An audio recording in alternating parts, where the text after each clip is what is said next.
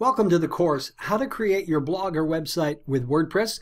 My name is Tim Knox. I'm going to be taking you through this course and showing you how to set up a WordPress website that you can use either as a blog or as a static website or as a combination of the two.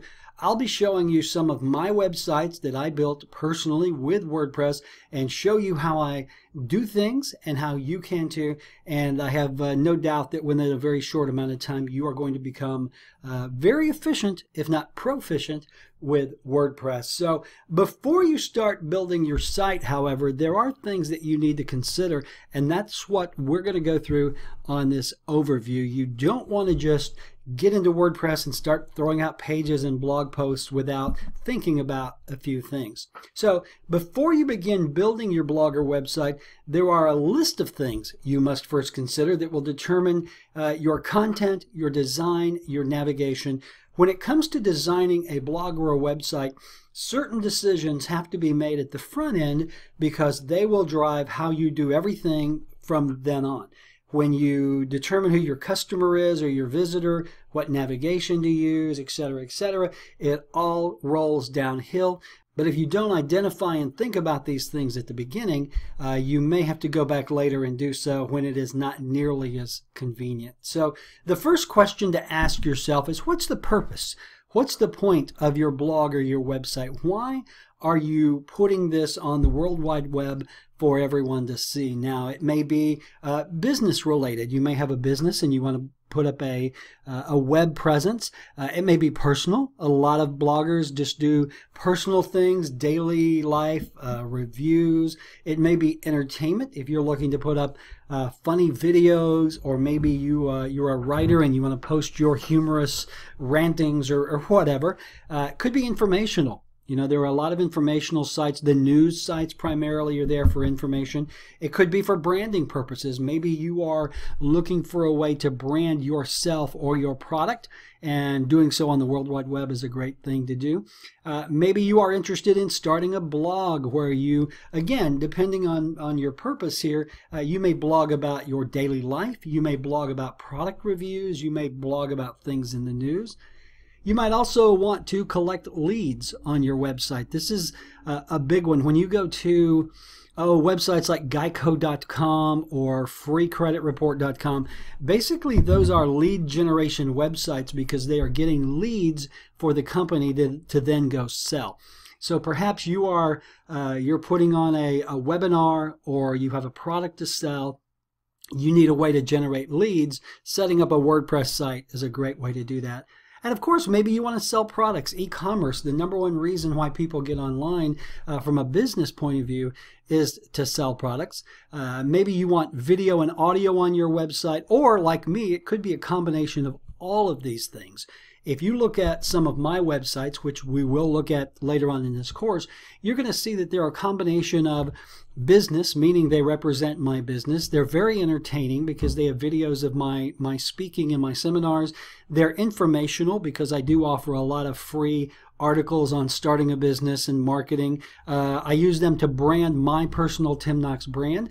I use them to blog. I put out a blog 2 or 3 times a week. I generate leads because I want to sell coaching or custom services, what have you. I sell products. I have books.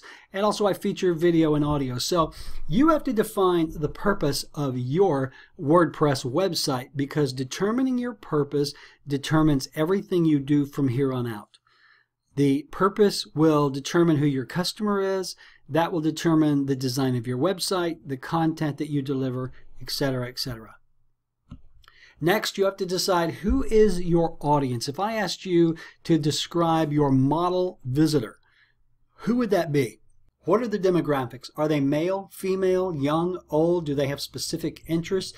What are their surfing habits? When are they online? How much time do they spend online? And here's the big one. What do they expect to see when they come to your website?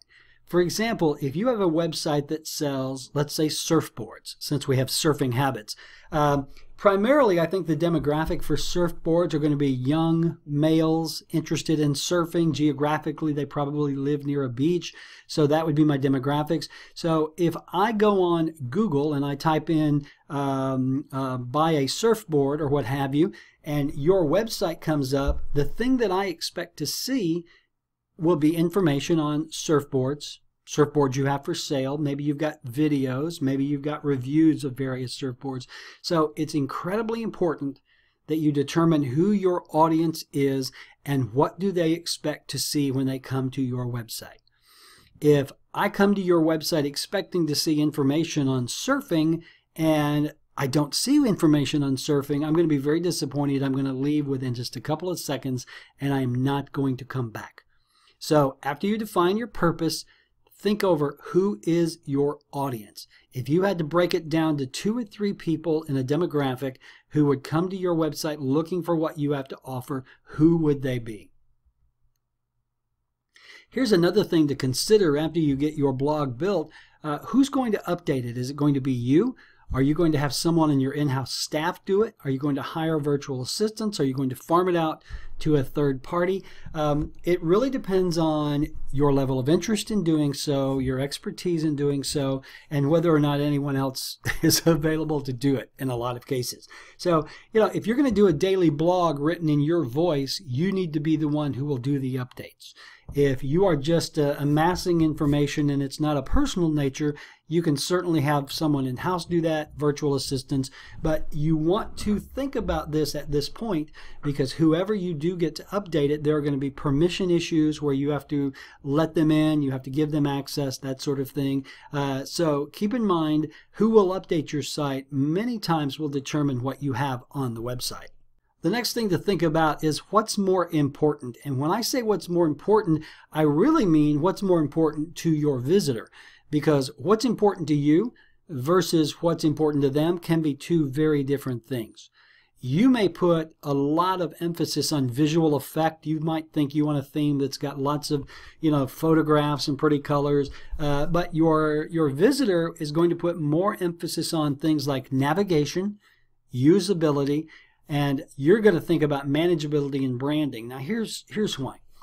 If you've watched when you do watch the theme video in this course, you're going to find out that there are thousands of themes available to you for free or for very little money that you can plug into your website. The more complex the theme, the more difficult it will be to administer. That's why I like very simple themes. So when you look at something like visual effect, you have to wonder, is it worth plugging in this theme? Will my audience care? If your business is a visual business, if you are a photographer or a videographer or you are selling things, then of course you want a visual aspect to your website. You want photographs, images, video, but you may not want to push that visual effect with some wild and crazy theme. That's completely up to you, but again, I'm a big believer in keeping it simple. What is important, again, to your customer is navigation and usability. And that simply means if I come to your website, am I going to know how to navigate? Are the menu links going to be clear? If I'm going to look at a particular surfboard and I want to know pricing and product information and I have to click 100 times to get there, that is not good navigation and I will not have a good user experience. That's what usability is. How usable, how user-friendly is your blog or website? Then you've got to think about manageability. We just talked about this on the slide where who's going to update the website.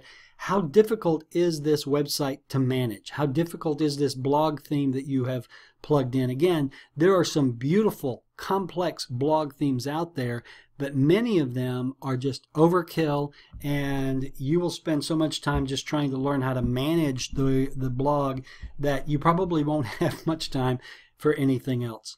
The next thing to think about is what content will you offer on your blog or website? Are you going to do a daily or weekly blog post? Now, if you are going to do a blog, you need to post at least once a week. Otherwise, your customers or your visitors will think you don't have much to say and they'll go away. Is the content going to be static information? Static information would be things like an about page, services page, a contact page? Are you going to have audio and video? You're going to need a plugin to have audio and video posted to your website. You're going to have other multimedia. Again, as you are thinking about the content, ask yourself what's important to the visitor.